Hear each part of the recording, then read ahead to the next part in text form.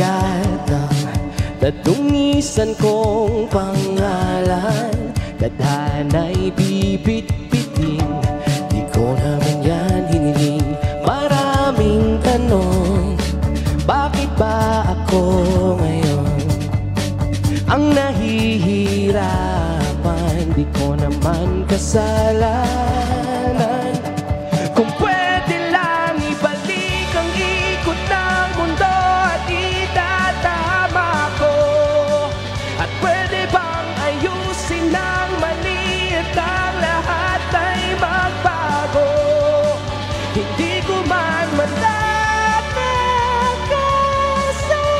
ang kahapon, ngunit kaya pang baguhin ang ngayon, at may pag-asa kada bukas.